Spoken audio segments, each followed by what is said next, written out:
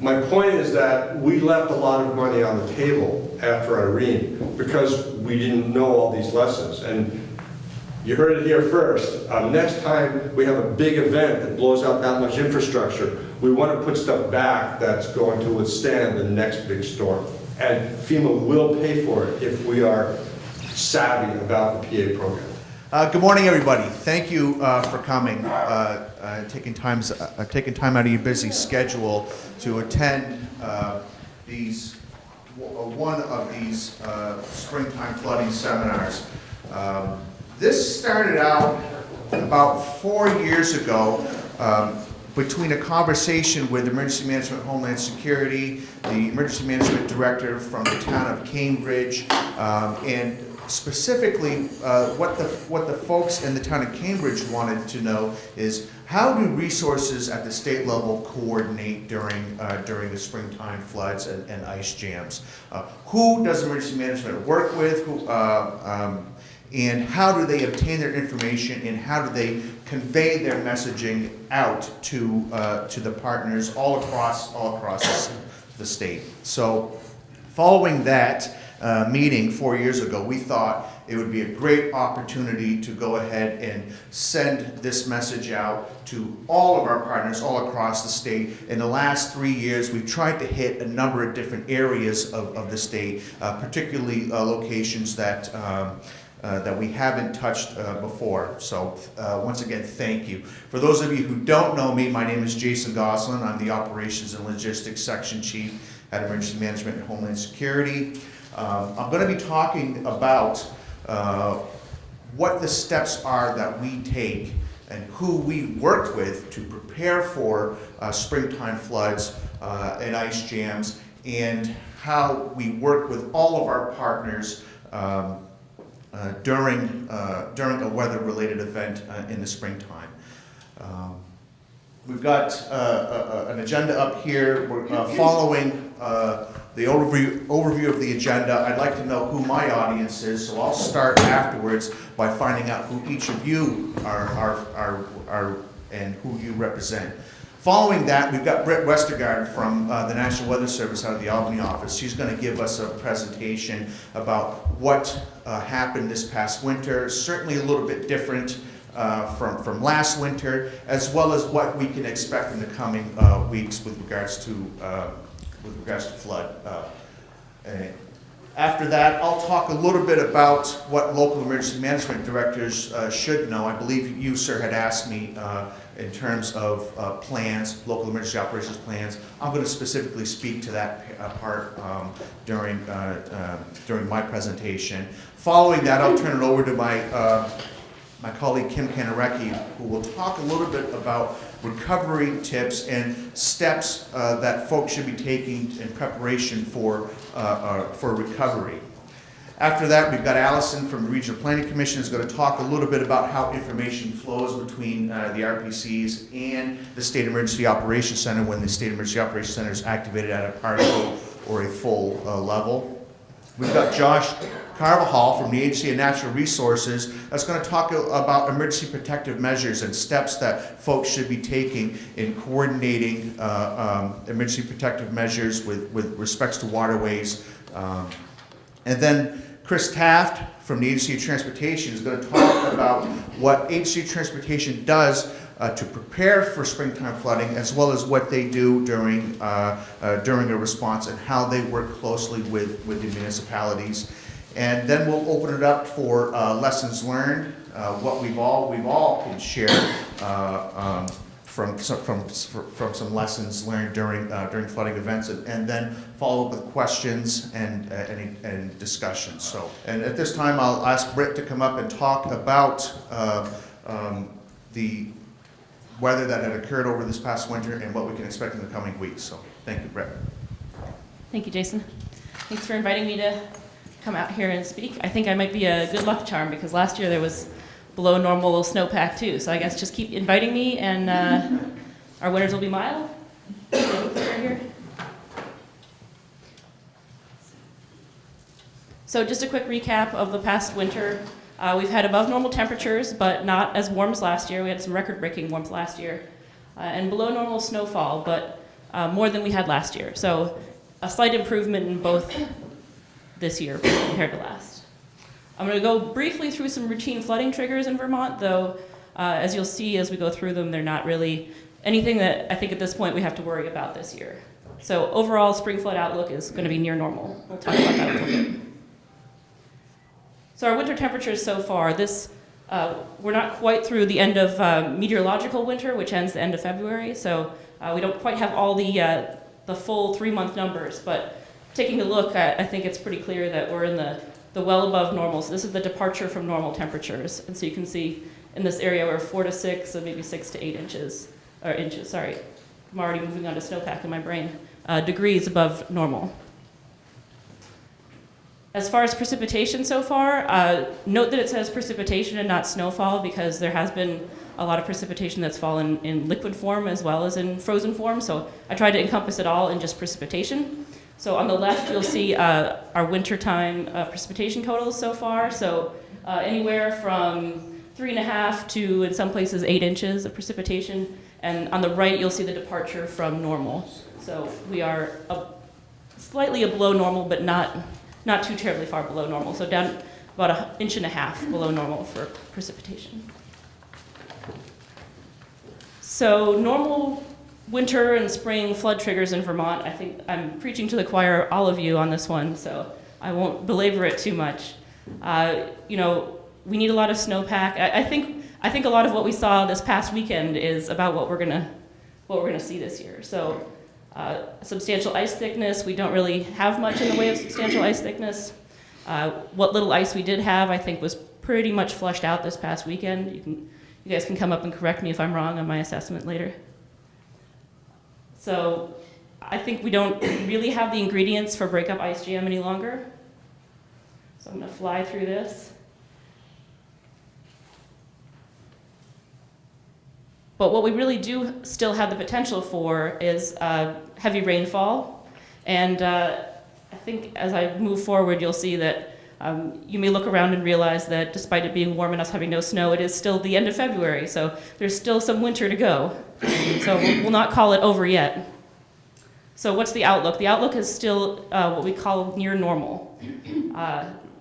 Just because there's above normal stream flows still, even though there's below normal snow depth, as you may see looking around. Below normal water content, I'll talk about both of those coming up here. So this map right here is a map that's produced by the Northeast River Forecast Center, which supports the Weather Service operations throughout the Northeast with river modeling.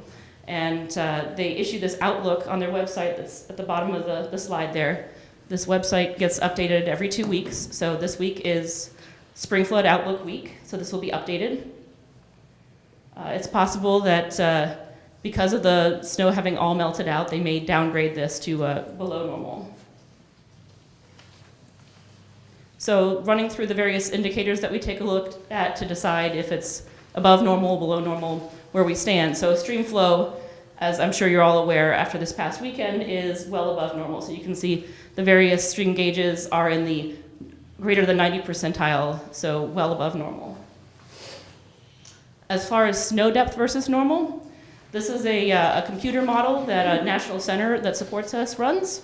And this is snow, so I highlighted the model just so you know that this is based on a computer model. And as part of that every 2-week spring flood outlook process, there's cooperators that go out and actually measure snowpack and the water content in that snow. And we are coming up right now, we are in the midst of when they are doing their measurements. So usually what happens is the model carries along and melts out the snow, and it may be melting out too much snow or not enough snow, and then every second week we get more observations, and then we kind of snap that model back into reality. So we're getting close to needing to snap it back into reality, so that's why I highlight the fact that it's a model. But regardless, you can see that it's well below normal for this time of year.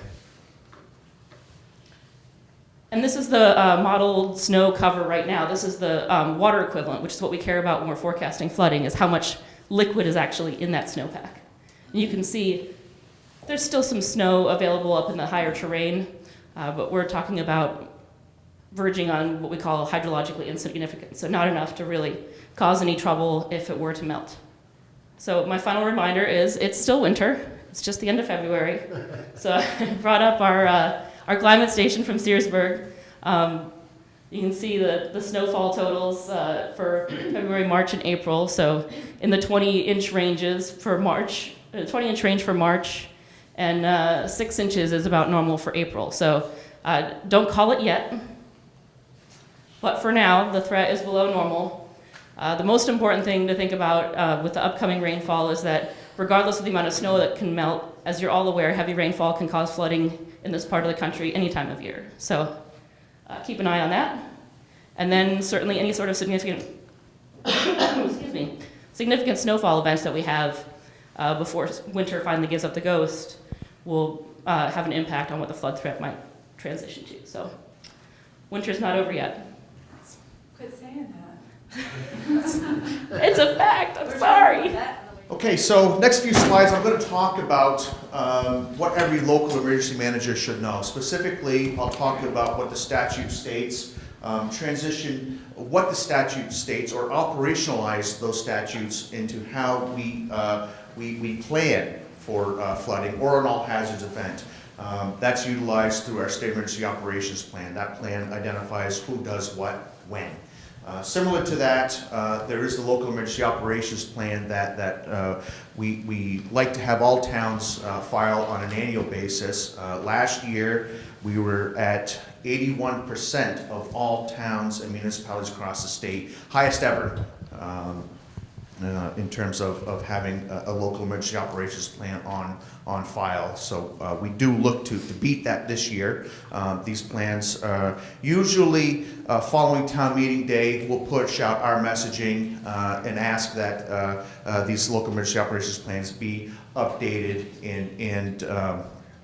and filed by May 1st. Following that, I'll talk a little bit about some resources that folks can utilize, the Watch Officer Program, as well as what our swiftwater response capabilities are.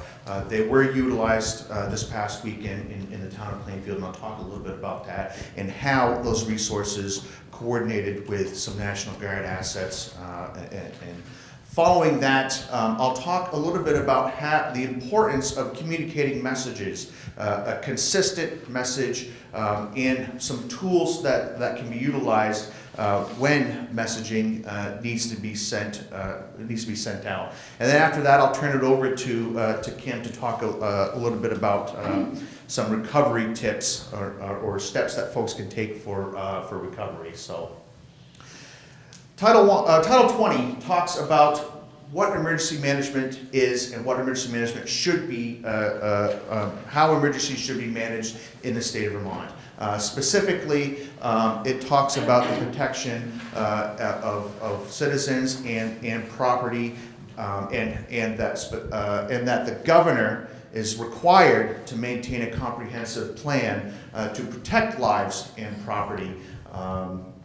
And that this plan needs to coordinate with other plans or work in conjunction with other plans, with the states that surround us, New York, New Hampshire, Massachusetts, as well as plans. Those plans must coordinate very seamlessly with our Canadian partners to the north, as well as with the federal government plans. So that when and if a state of emergency is declared, those plans can be seamlessly enacted and integrated to support one another during times of disaster. Title 20 also states that there's a requirement for local municipalities to have an emergency operations plan or a method in place to manage emergencies at the local level. Talks a little bit about having an emergency management director within towns, and the absence of one, those responsibilities fall to the select board or the town or municipal officials. So I talked a little bit about the importance or the requirement for the governor to have a plan. That's our state emergency operations plan. It's the outline of how response and recovery activities occur during times of disaster.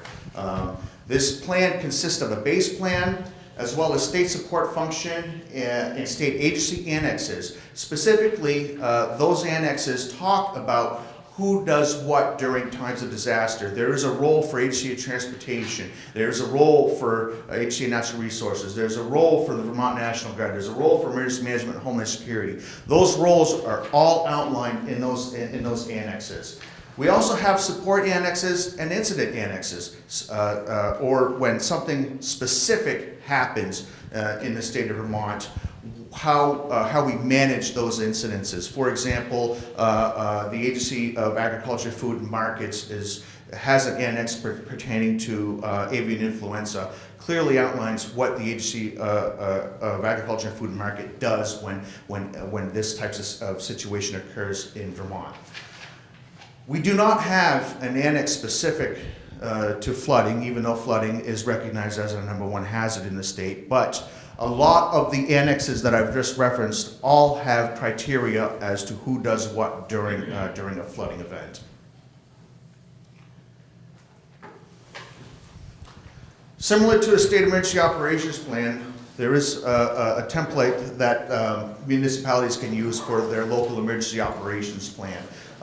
This local emergency operations plan, as I said, should be updated on an annual basis, and it provides the framework for municipalities to manage an incident at the local level, and what things should be looked at, during an incident. They can quickly pull from that local emergency operations plan and find out who key contact information is. Some other criteria that are outlined in the plan is who does what, or lead local agency identification, who does what during a specific incident. There may be times when a fire department would take the lead. There may be times when a police department may take the lead. That would be outlined in the local emergency operations plan.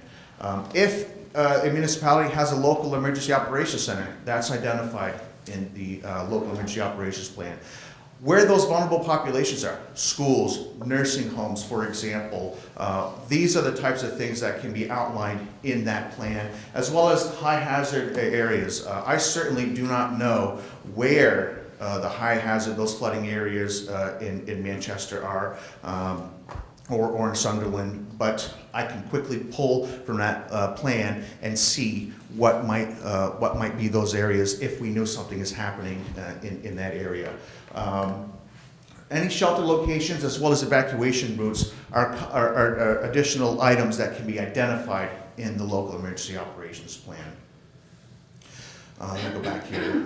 For those of you who don't know, there is a template on file, and you can find that at our website to help with completion of the plan. We do have somebody on call at Emergency Management Homeland Security that's on call 24 hours, 7 days a week, 365 days a year. That's our watch officer, so that when resources and needs from towns are exhausted and mutual aid is no longer an option, folks can reach out to that watch officer to request state resources. One example is sandbag caches. We've got a couple of 100,000 sandbag caches strategically located all throughout the state at Agency of Transportation district garages as well as BGS garages. They can be accessed through the watch officer. We won't provide the manpower to fill the bags nor the sand, but the bags are available for folks to use in time of need. That being said, I also like to point out that for $100, you can get a couple hundred sandbags to store in your public works garage as well. So I think that plus what we have on hand would be a good cache to rely on should they be needed during a flooding event.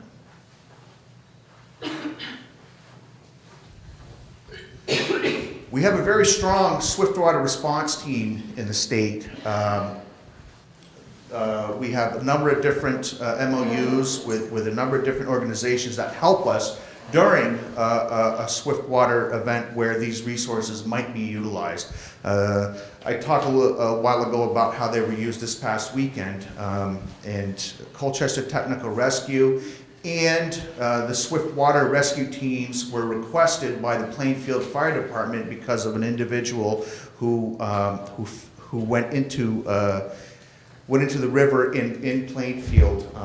We utilized those teams Saturday night, all day Sunday, and yesterday as well. They supported the search and rescue team as well as the Plainfield and East Montpelier Fire Departments in trying to find this individual.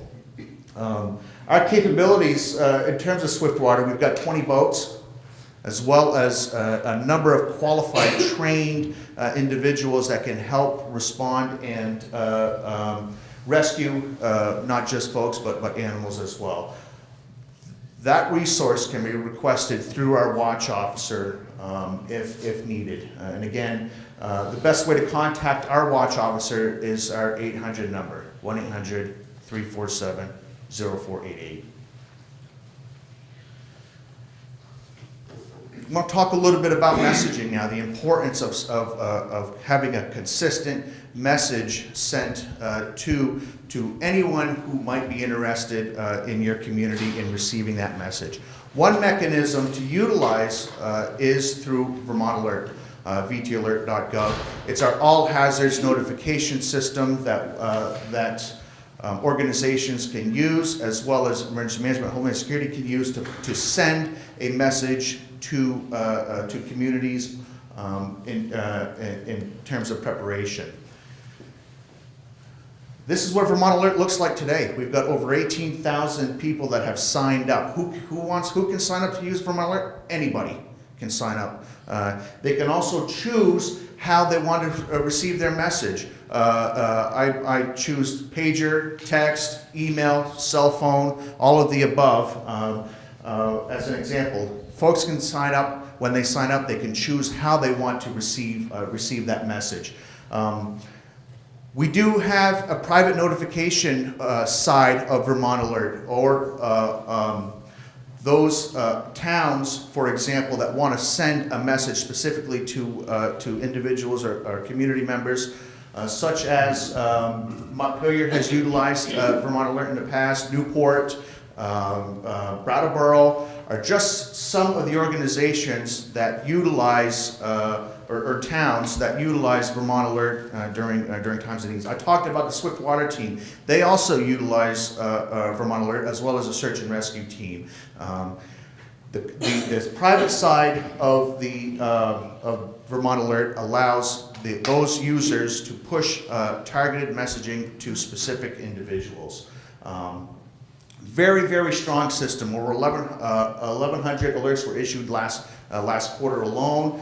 And those organizations that want to send out messages, we have pre-scripted templates that we work with that folks can choose from rather than geez, I got to hurry up and type something out. What do I type? We've got templates that folks can use. I talked about the proven reliability. This is based on a system that's utilized in New York, where on average they push out 1.3 million messages a month. So it is tried and true and tested. Economically feasible. Those organizations that want to use Vermont Alert, there's no cost to them. It's free. We bear the expense of the program, and the information that's in Vermont Alert is secure. I do not know who from the town of Stratford utilizes Vermont Alert. It's not my job. All I know is that it does work during times of need, and that the individual can receive that piece of information how they select to receive it. Who use Vermont Alert? Again, the general public. Anyone can sign up to utilize the product and receive messages. They select. They give how they want to receive the messages. Authenticated users who have a right to notify the citizens. Another example of the use of Vermont Alert was last year. We did an Amber Alert test in the state of Vermont. That's pushed through Vermont Alert. This is what an example looks like when you do receive an alert. Last year, the town of Williston pushed out information regarding a closed road. This is what it looks like.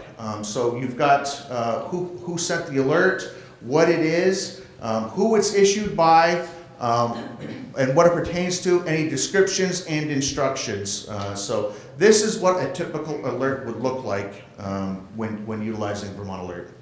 With that, then I'll turn it over to Kim. All right, my name's Kim, and I'm the Public Assistance Officer for the state. I work for Ben, and my job is, you usually see me after a disaster occurs, which sometimes for some towns could be a little too late because they don't know the requirements that the federal government requires to get funding to repair things back to how they were pre-disaster. This is the disaster event from start to end, from having all your roads and bridges get blown out from a flood event to getting federal funding. You can get 75% of whatever it costs you to put your bridge back if you do your proper documentation. And I don't have time today to go into everything that's involved, but I'm going to be very brief because I have 10 minutes to tell you some of the very important stuff that you will need if you have a flood event. I do have a procurement class that I've been teaching across the state, as well as a debris management class, which is really important for most of our disasters end up with some sort of debris. And, all right, oh, that's kind of weird. The main message today is that always keep your own documentation. Whether I ask for it or whether the feds come to town and your applicant, your FEMA project specialist wants some documentation, make sure that you make a copy and maintain one for yourself. It's nobody's responsibility but the town's to keep that if OIG or somebody comes in and audits. You want to keep those 3 to 5 years after, I would recommend 5 years after your grant closes. And don't expect it to be in ME, FEMA's system, because half the time it doesn't work. So. And this is something I learned from when I worked out at Hurricane Katrina as a firefighter, that a lot of the towns hadn't pre-fueled equipment. They hear that there's a big coming storm, but they don't pre-fuel. Make sure that if you hear from the National Weather Service we're having an event, pre-fuel all of your equipment in case we need to do evacuations or anything, or emergency road repairs. Also take photos of all your damages before you do any repair work. Or before you clean up your debris, because FEMA sometimes comes to town.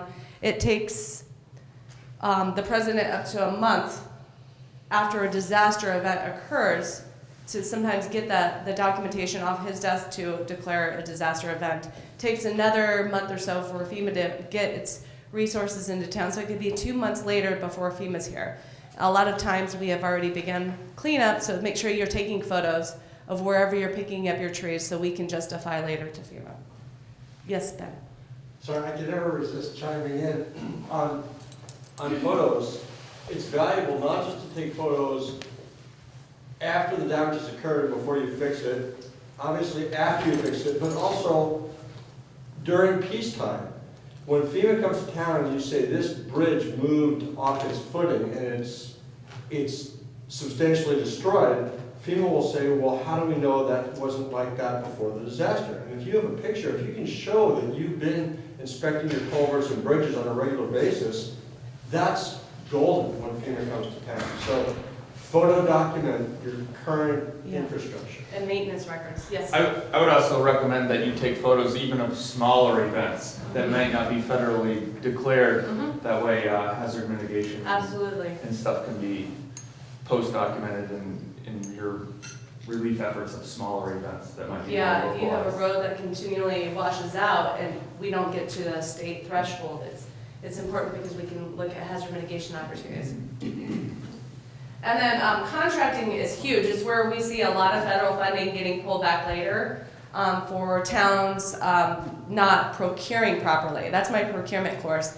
It's a huge bear of a course, but it's very important because, you know, we want to hire our buddy down the road to do the cleanup work, but FEMA doesn't like it that way.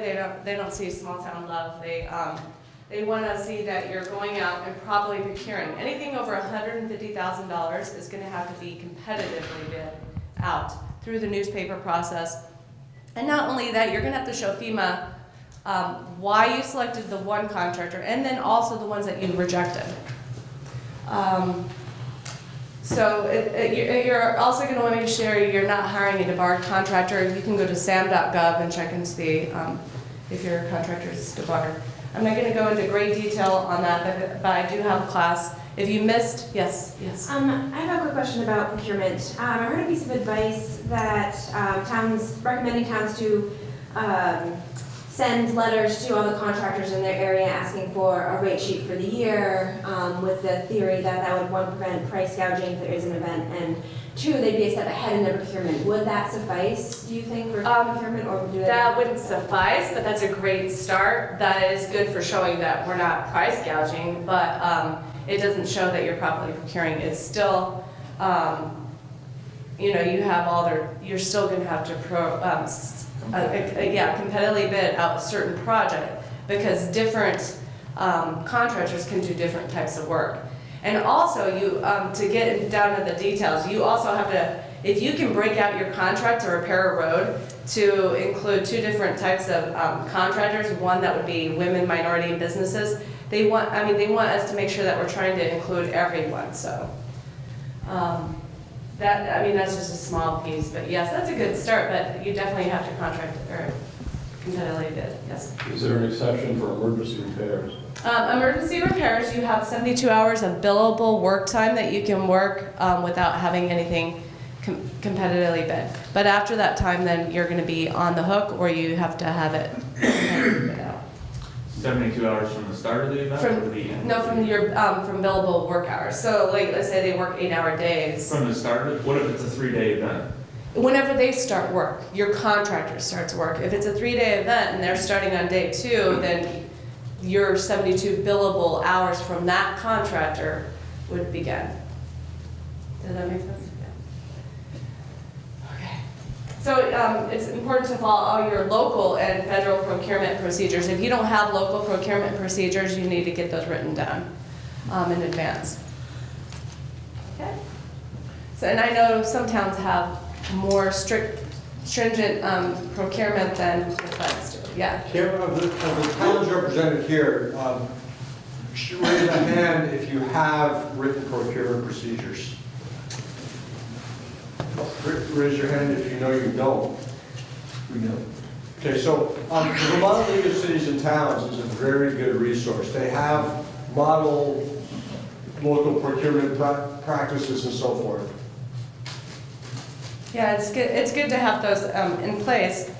That if anything's over $5,000, even small purchases, that you're going to bid it out. Or okay, I've already said this. Keep copies of everything, but it's really important. So, and that's a muddy road. It's kind of hard to tell, but that is a very muddy road. It looks like my road.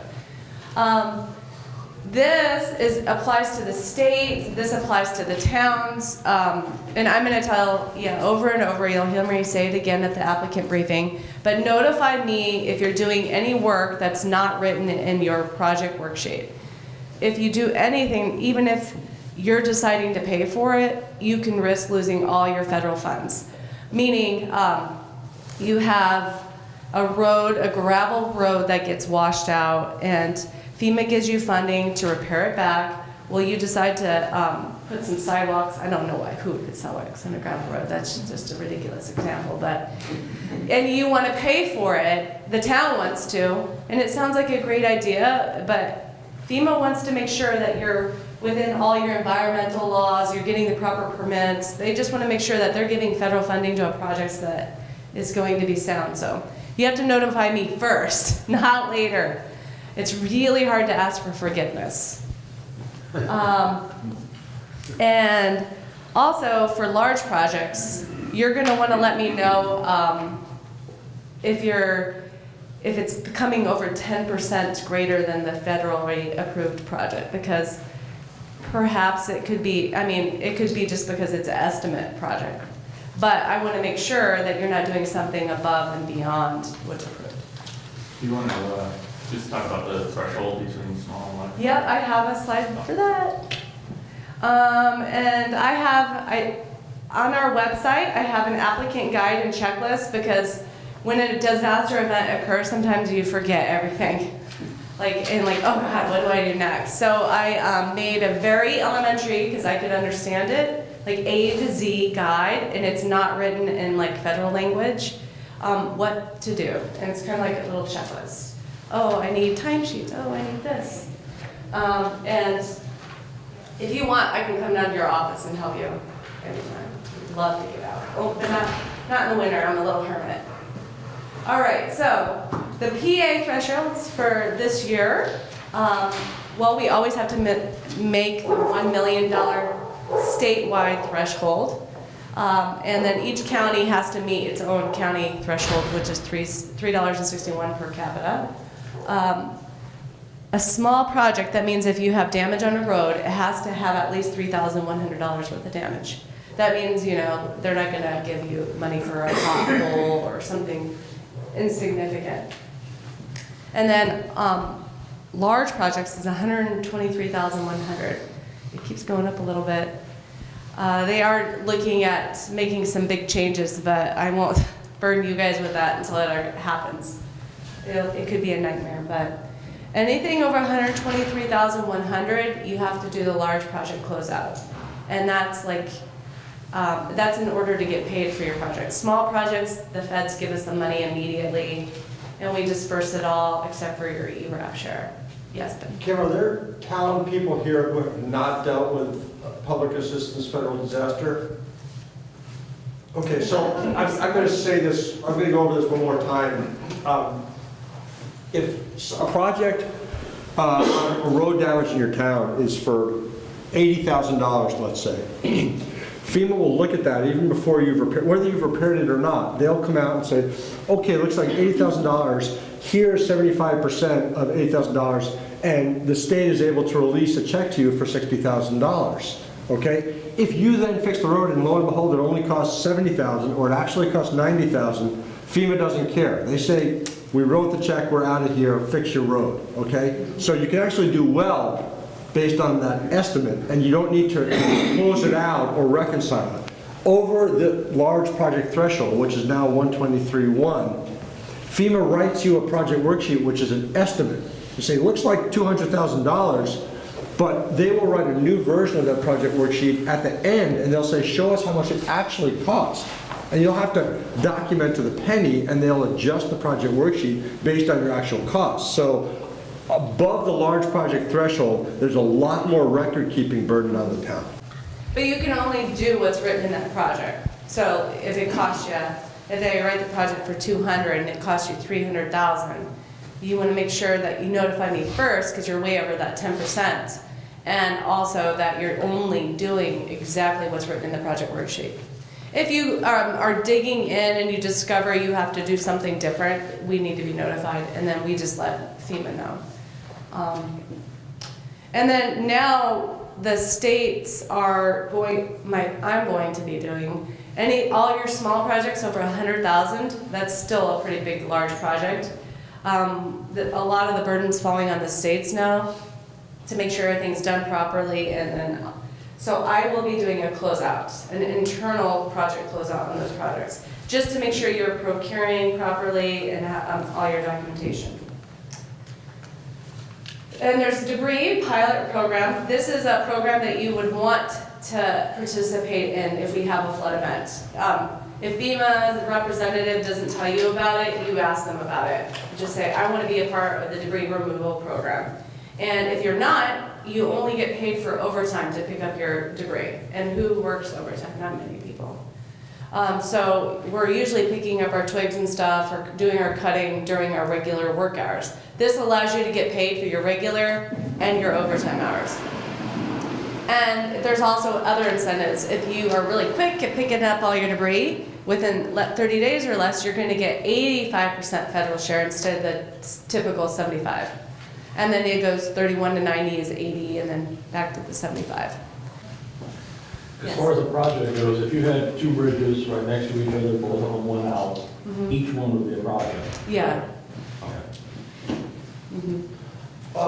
What you just heard from Kim in less than 10 minutes You'd hear that again in an applicant briefing if you're hit by a disaster.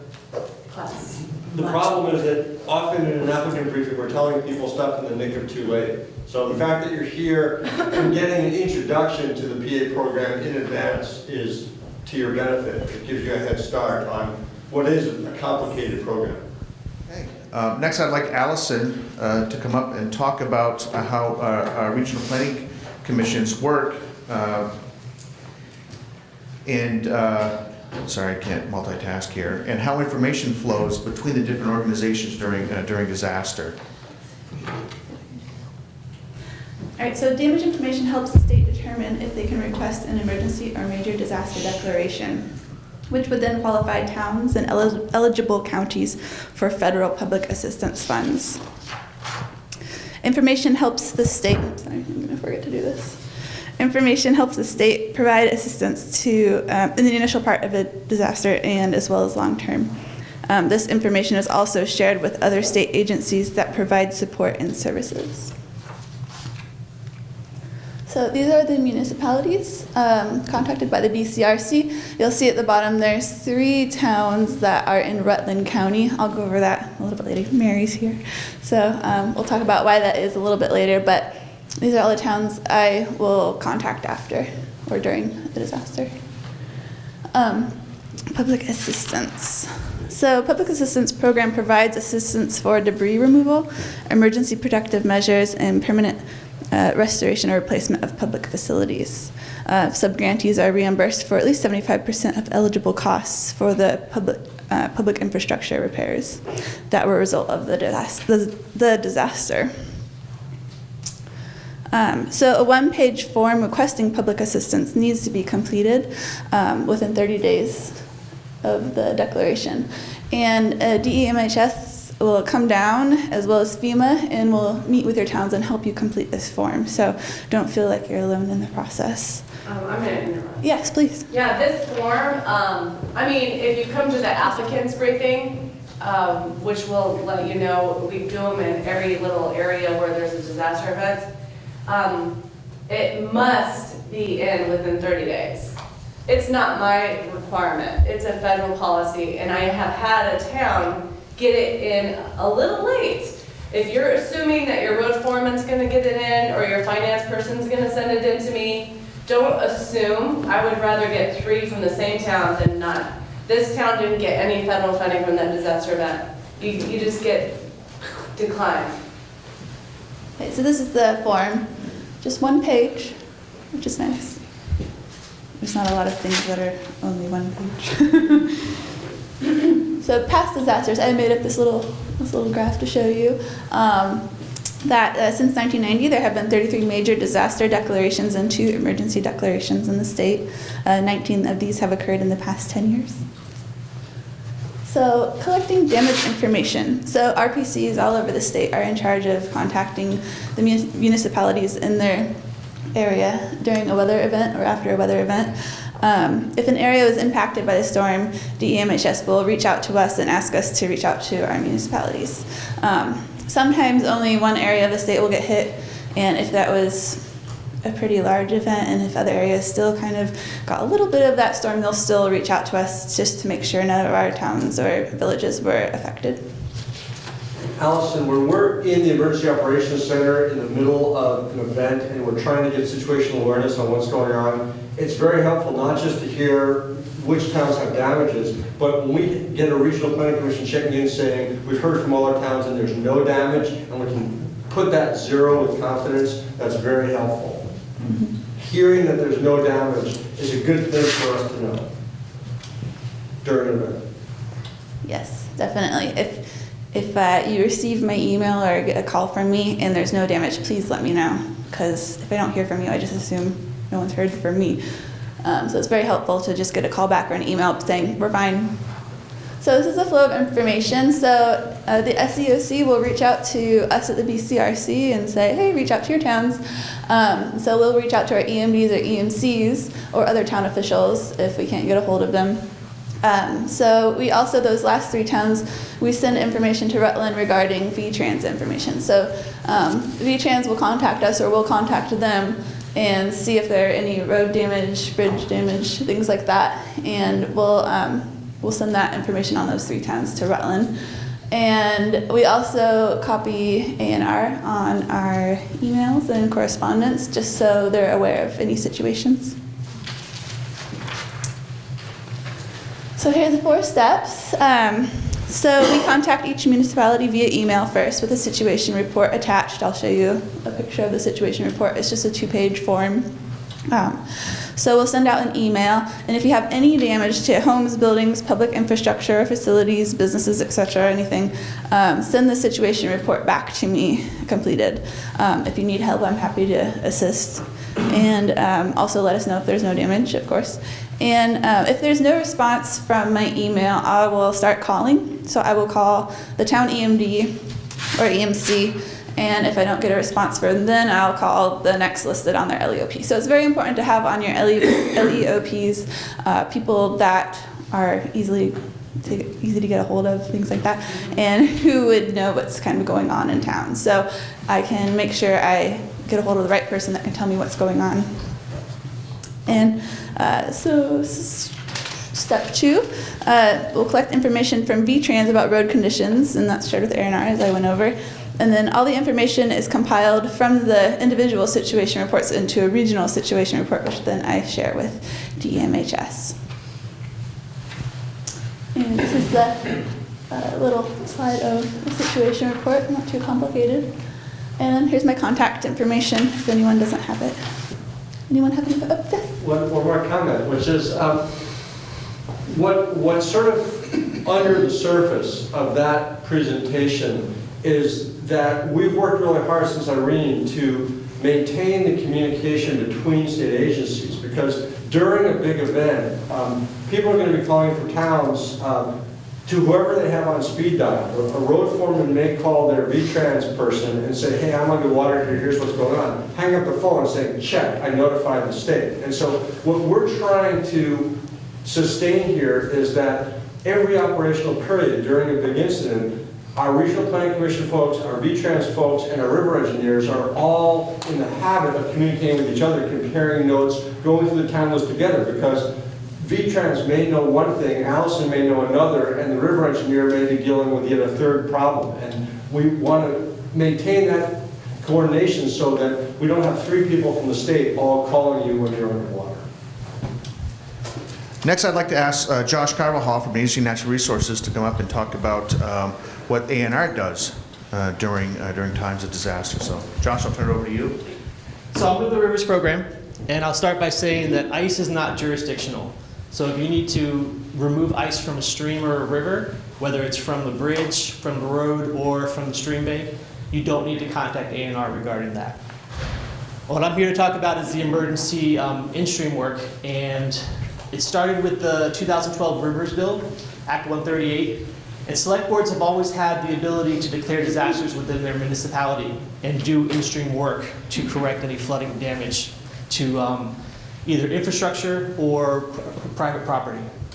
The Rivers Bill kind of amended that authorization and set standards that the towns need to follow in order to do that type of work in the stream. I have a question in there. Go back to that slide. So select boards have the authority in the situation we have an emergency incident. There's a big storm comes in. What exactly? Do you have to get the select board to vote on that? Do you have to get the chairman just to say, yeah, go ahead and do an emergency repair? Typically, what happens is, you know, there's a washout of the road. There's a big event, washout of the road. The road foreman just starts to fix it. Right. I don't know that our road foreman. I don't have to ask him, but I don't know that he necessarily calls the select board chair. But when it says they have the authority, how many select board members have to give that authority? Is it just the chair, or? So Well, this is working in the stream, right? this is working in the stream. Right. Right, so in my understanding of it, and anybody can correct me if they know better, the select boards can have an emergency meeting, which is basically just contacting the members and then make that decision. So we have 5 select board members. They really have to get 3 of them to agree to do this. That's what we do, 3 out of 5. Right. mean, I don't know, work in the stream that would be like right away, it needed to be done anyway, other than debris cleanup. So I think that you would have time to contact the select board. Does that kind of answer your question? Yeah. Got it. So emergency protective measures are different than our typical stream alteration permit program. Under a stream alteration general permit, you contact a river management engineer, show them what the project is, you get a permit in a couple weeks. You know, emergency protective measures are projects that need to occur within 72 hours. And so there's a streamlined permitting process where you don't have to contact the river management engineer right away. So if the work can wait 72 hours, then I can issue what's called a next flood measure, an NFP, which will allow you to do the work before the next flood event occurs. But if it's something that you feel is an emergency, you have the right to go and do that work. There's just standards you need to follow. So here's our streamlined process. 3 steps. One's going to be the municipal approval.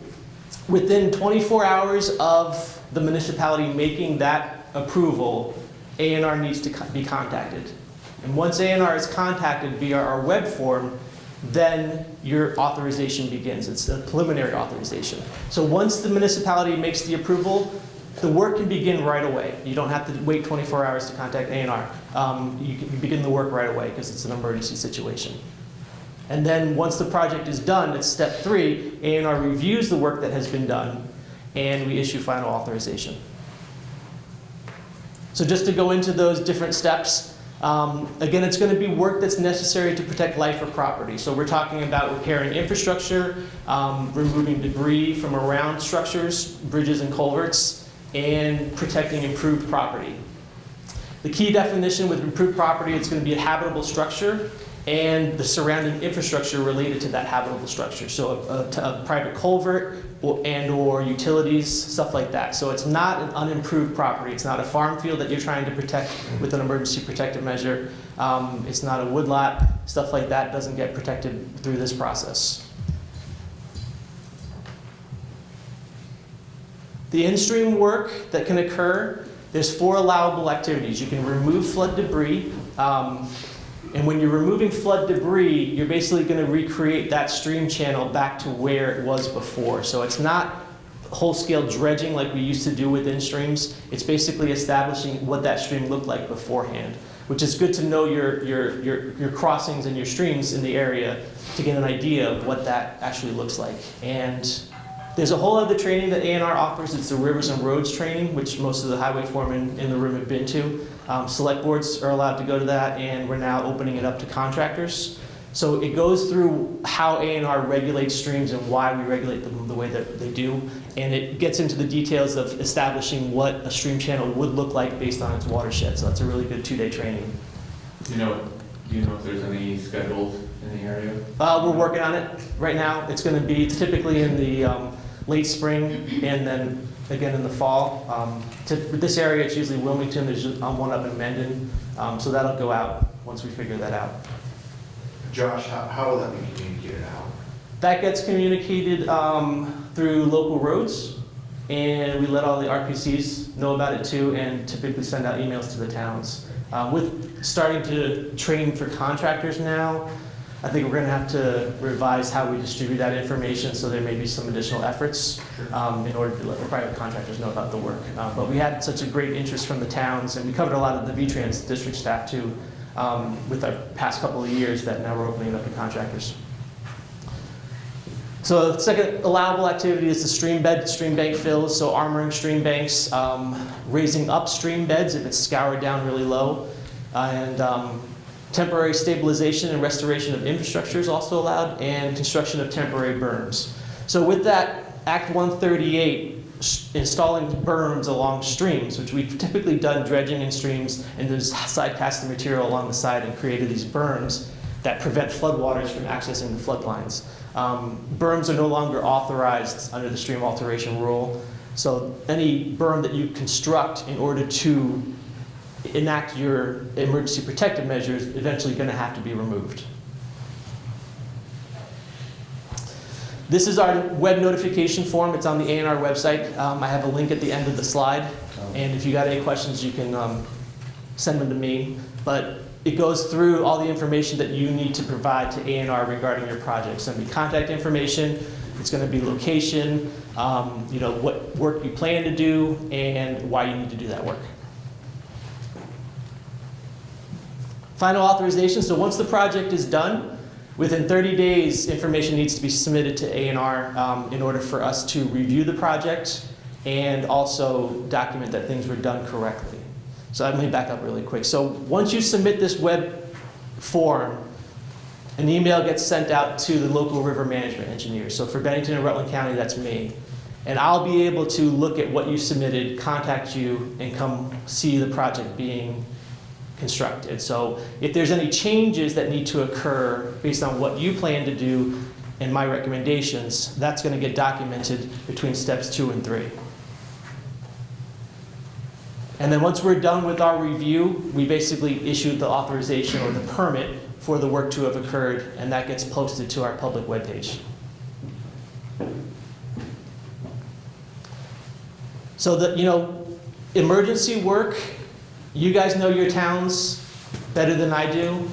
If you feel the work needs to be done under the emergency protective measure, I'm not going to second guess that. But if it's something, again, that can wait 72 hours, or you can get a hold of me right away, the process that eliminates liabilities for the town is the next flood measure permit. So the emergency protective measure, again, is the municipality declaring the emergency, saying we need to do this work and we're going to do it. A lot of towns don't feel comfortable doing that because they, one, don't always understand streams, they don't understand how to fix the problem. So A&R is always here for technical assistance.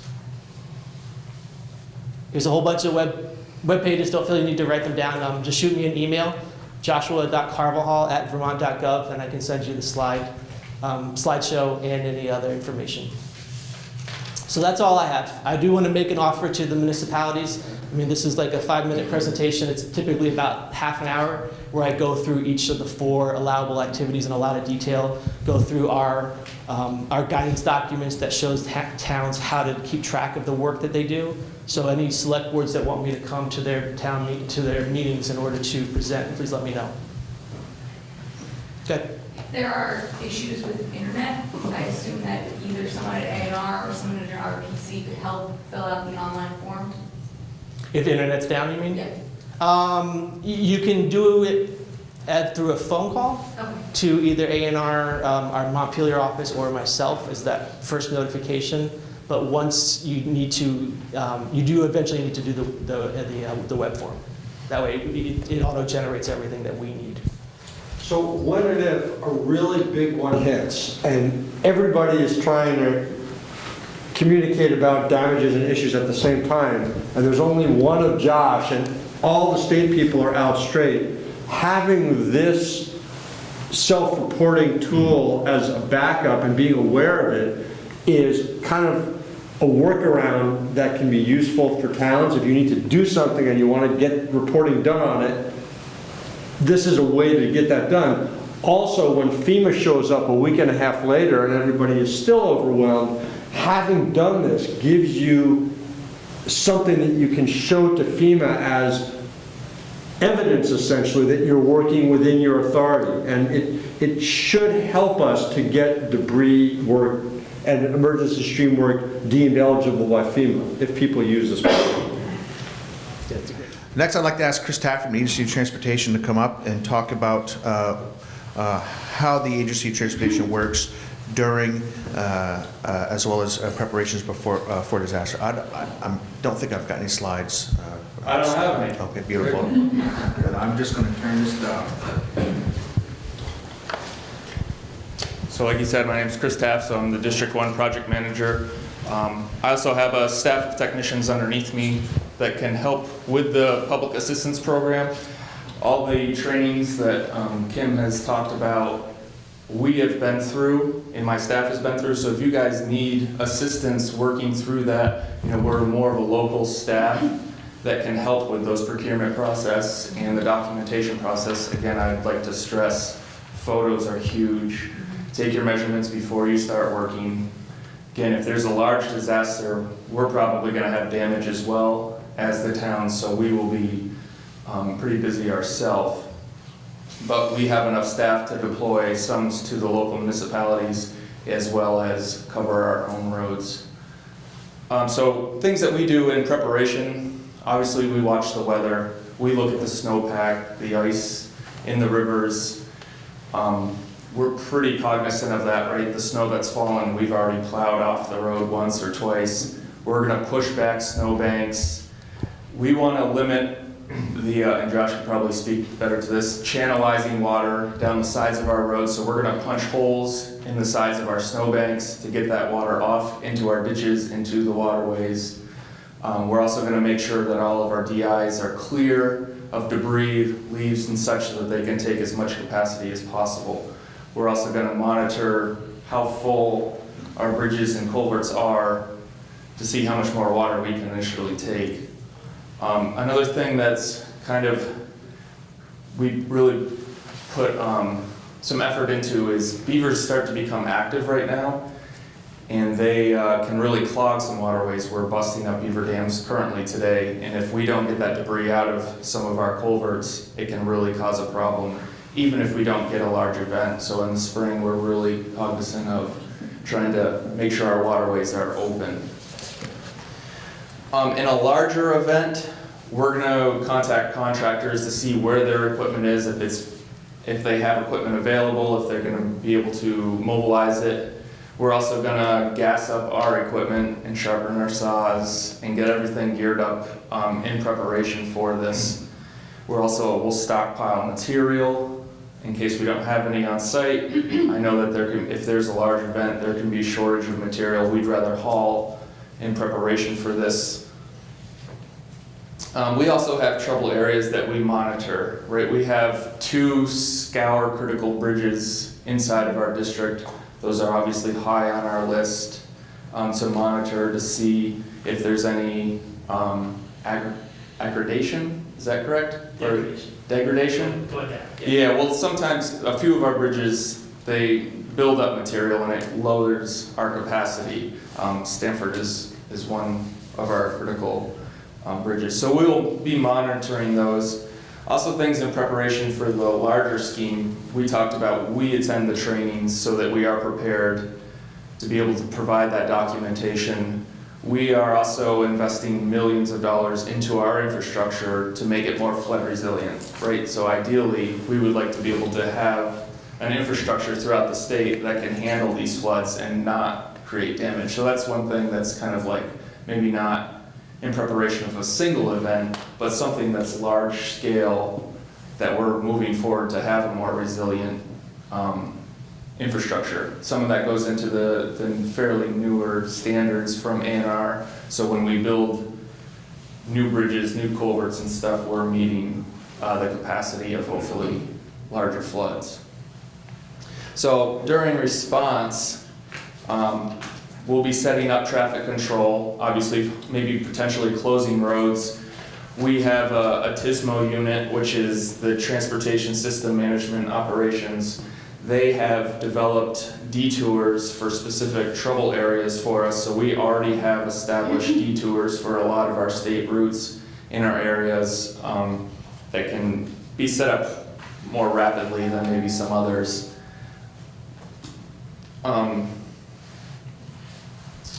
We will be documenting, we talked about this a little bit, we'll be sending people out to the town. We're kind of a liaison between the TOC or the Department of Emergency Management and the local municipalities. My staff has a pretty good working relationship with a lot of the town foremans in my area. We talk throughout the year, not only when there's events, but when there's money available for grants and provide technical assistance. So we have a pretty good communication. Again, we want to know about damage as well as the RPCs want to know about damage, and we're going to have good communication back and forth. We want to particularly know about roads and bridges. The RPC would like more broad information. So just because you talk to one person, you might need to talk to another, and we should have good open communication so that we can all send that up to headquarters, and then headquarters has reporting that goes to the Department of Emergency Management. We also, oh, Question. Yes. Quick question. So if we have a major flood event and we decide that we need to close a state road, there's a foot of water on it, we need to close it for safety reasons. If we let the SEOC notify them of that, will V-Trans find out through SEOC, or do we need to? I would say that that would be our decision to close the road. If there's large damage on the road, we would know about it. We'll have people out patrolling during events, before, after. I don't foresee a town closing a state facility without V-Trans knowing about it prior. I think it would be our jurisdiction and our infrastructure to close. Okay, so I would- we had overflow from Flower Brook over the Mhm. 30 Bridge, and it was Significant. significant, yeah, it was significant, and we had cars going through it, and it was becoming a real problem for safety reasons. The fire department ended up closing the road. Right. And the fire department can do that. So you're talking about a municipality emergency services Right. compared to a town municipality. Okay. I mean, I don't know. I guess, I think safety would come first, close the road and call you at the time. yeah, we would want to be notified immediately, obviously, if our road was being closed. Yeah. Again, I think that's a very large scale. Yeah, you're talking about large scale. right? Yeah, so obviously safety comes first. We don't want to see anybody get hurt, so if you feel like that's the need, but I would strongly encourage you to contact your local district office or district garage or Department of Emergency Management. You'd have to contact somebody. You know, one other thing, a bunch of you involved mentioned about making sure your vehicles are fueled up. I don't understand, it should be an SOP or policy, if you take the vehicle out, before you put it back in the garage, you fill it up. I mean, it shouldn't be, well, let's just drive around and wait for them to leak. You take it out, you come back, it's full, period, so it shouldn't even be an issue. I would think, but I don't know how everybody does it, but that's how we used to. And we have fuel storage at our facility. You know, so I mean, there's a lot of times we're plowing snow off the road at 2 o'clock in the morning. There's not a whole lot of gas stations open. So we have a storage facility.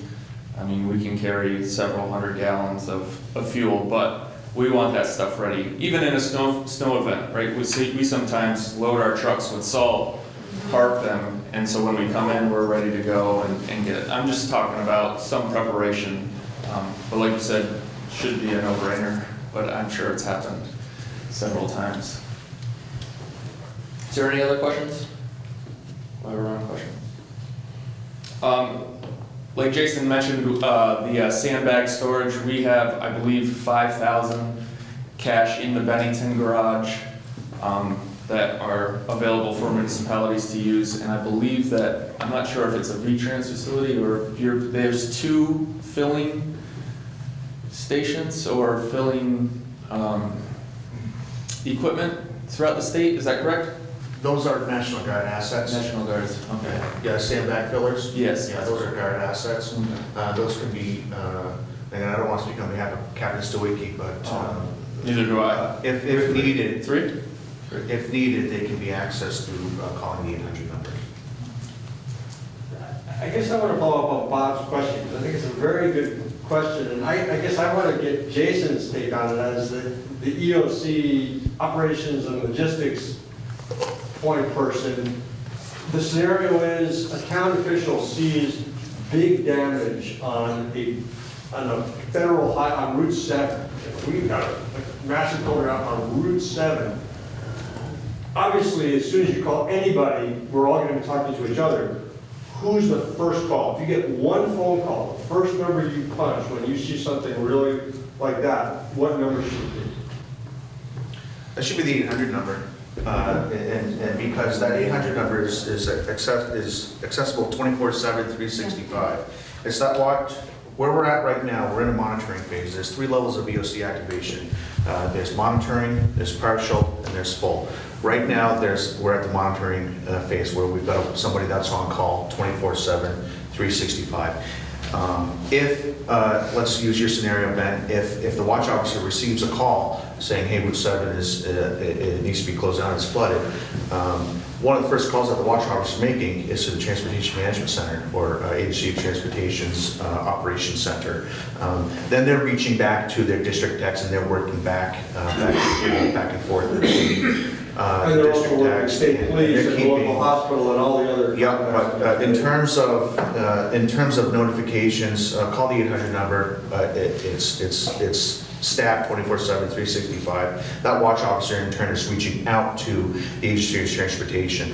If the Transportation Management Center is closed, Agency of Transportation also has somebody that's on call 24/7, 365, so that the watch officer will reach out to the Agency of Transportation on-call individual, and then they'll work directly with the district techs or the folks within that district. Same with the National Guard? National Guard does have an operations center that is staffed 24/7 as well. It's the Joint Operations Center, and we are also in contact very closely with the Joint Operations Center. Where do they keep the 3 sandbag fillers at? So we're gonna be moving them to be in line with some of our other engineering equipment, but right now they're all in Chittenden County. There's one at the Air Guard base, right on the airport, one at Camp Johnson in Colchester, and one in Jericho. The one that's at Camp Johnson is probably gonna move down to Westminster. You don't like the South, huh? You looking down there or what? We'll get it there if it's needed there. Great question. Great scenario, Ben. This is another quick question. Does V-Trans want to know if there's just local road closures? That's correct, yeah. We would like to know that, and then we send that up as well to our headquarters, and then they're talking with the Department of Emergency Management. So yes, we would want to know local roads as well. Yeah, definitely, because he's collecting information, like if it's damaged, he's gonna wanna know so that we can know. And if you know, if you can even guess on what it's gonna cost to repair it, and you could also pass that up to him. Well, Because we need to know in order to request that federal declaration. Like, That's I'm just saying, Yeah. I'm sorry. but regardless, yeah. I'm just saying in a minor event, for instance, Yeah. we had a road we had closed day before yesterday for 24 hours for repair. Yeah. Just something. You're not interested, you don't need to know that, or do you want to know that? I guess I would leave it up to your town highway foreman. If it's a small localized thing where we're not pulling information throughout a county to meet that threshold. If I could just talk, this past weekend, when there was significant flooding in the northern part of the state, we did ask for that information, both local roads as well as state roads. And it's important for us to know. And are you inquiring that information through the RPCs? We were requiring that information from the Transportation Management Center. So the TMC had reached out to the district techs, hey, are you hearing anything? Right. And specifically 2 roads come to mind, one in Essex and one in Derby. There were local town roads that were closed. It's good information to have. Right. That way, if anyone from those organizations calls back, and or anyone, hey, is there a road closed? Yeah, this is closed. So, and it also, why is it closed? There's a lot of flooding in this area. Okay, great. How many residences are impacted? Does anyone need to be evacuated? These are the types of things that I'm thinking about when I hear of road closures. Right, and there's an order of magnitude, right? I mean, if you guys are putting 3 rocks on a bank because there's a little washout, that's significantly different than water overtopping a dirt road where you're creating some erosion, so. You know, well, I'll use that Derby example. I got a call Sunday morning from the Derby dispatch and said, hey, just want you to know this road is closed and there's a vehicle in the area that's been washed out. There's no occupants in the vehicle, so immediately I'm thinking, okay, somebody got out, where are they? That's my first, are they safe? So working with the Agency of Transportation and Velco, they started, and the fire department, also, they started doing an assessment. They ended up finding the individual. She made it to her home, and the vehicle was towed. But having that information, yeah, this road is closed, and here are the reasons why. That starts us thinking about the safety aspects. So. No. Do you, or anyone use that D-Land anymore? Absolutely. Yep, Disasterland is our disaster management software system. We use it every day. The watch officer uses it to collect information and to report out on information. It can be something as simple as an oil spill. It can be something as significant as a road close. And they can, and the information that's in Disasterland can be manipulated in such a way that can be useful when we do open our EOC. First thing is life safety, so those life safety issues are right at the top. So Disasterland is absolutely used every day. Great question. Yeah, and so when we start putting roads back together, we're gonna first look at a priority of being able to access with emergency vehicles for safety reasons, obviously. And then we'll start restoring our infrastructure so we can get good mobility of service and goods. When, in the spring, we typically send out a packet with our grants and stuff, and in that packet, we send out a contact information. Right, there can be a lot of turnover in towns, and I would strongly encourage you guys to send that contact information back to us, so when we do have an emergency, we have an up-to-date contact list. Mostly I have all the road foreman cell phones and emails, which is great, but a lot of people know that there's bad cell service in the area, and you guys aren't going to be sitting in the office when an emergency is happening. So to have more than one contact on that information is really helpful. And so I would strongly encourage you to fill out that information. There is a lot of turnover. Who do you send it to? Typically the road foreman or a town clerk, depends on who I typically work with. I send it to every email that I have from the previous year. So Plus, he gives me that list of emails. I ask for it. And if you haven't been receiving any emails from me, it's because you're not on that list probably, or we have the wrong email address for you. I send out maybe once a month or once every couple months an applicant update, just new policies or new trainings that are coming up through an email. So if you're not on it, let me know. yeah, and clarity and penmanship is, I mean, one letter wrong in an email is resulting in no email. Town folks, how many of you have never received anything from Kim Cataracci? Oh, good. Oh, well. Actually, can I jump in on something here? This is an addition to the agenda, which I'm adding for this session only because we're in the far south, and y'all down here in the south have not had a federally declared disaster since Irene, which is good. But something very significant has happened in the past 5 years, which is a change from how the state and FEMA did business right after Tropical Storm Irene, which is that now FEMA has accepted Vermont's general stream alteration permit as de facto codes and standards. And what that means, after Tropical Storm Irene, culverts blew out, FEMA said, okay, here's the money to put it back the way it was, okay? Stream alteration engineer was saying that was an undersized, or the stream A&R was saying that's an undersized culvert. It blew out because it couldn't even handle a Q25 event. We want you to put in the following thing, which will pass debris and be better for the fish, all right? And the towns, in some cases, were saying, but FEMA's only paying us $50,000, and what you're asking us to put in to meet the straight stream alteration $200,000 is a $200,000 thing, right? And the town was facing that delta, and those of us who work for the state on behalf of the towns with FEMA were having to fight with FEMA to get them to write project worksheets that would cover the town's true costs. So now FEMA has finally recognized that this is the way we do business in Vermont, is that we build to bank full width. We're replacing drainage structures with more resilient drainage structures. So we're not having to go back for federal money to fix the same thing again and again and again. But in the long run, we're saving federal taxpayers money by building more resilient infrastructure. They will pay for it now.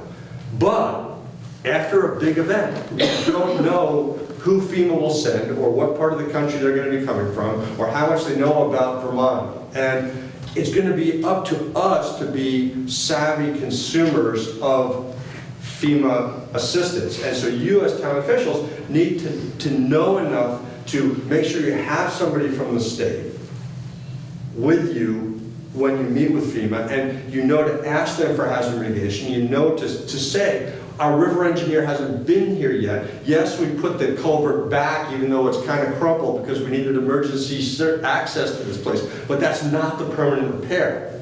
Okay, we need a permanent repair here, and it's going to need a state stream alteration permit. So my point is that we left a lot of money on the table after Irene because we didn't know all these lessons. And you heard it here first. Next time we have a big event that blows out that much infrastructure, we want to put stuff back that's going to withstand the next big storm. And FEMA will pay for it if we are savvy about the PA program. Does that make sense? Josh? Well said. Oh, thank you. Another thing, we could deploy resources, so typically it's not a statewide event, right? Irene was a fairly big event for Vermont, but there's sections of Vermont that didn't get hit as hard as other sections, so we would pull resources from them.